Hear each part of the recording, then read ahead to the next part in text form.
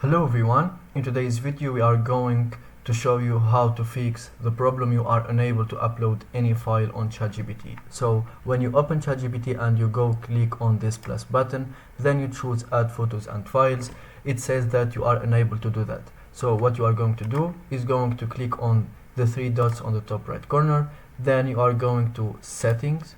In settings you are going to choose the third option, privacy and security. When you click on that, you will see this option, delete browsing data.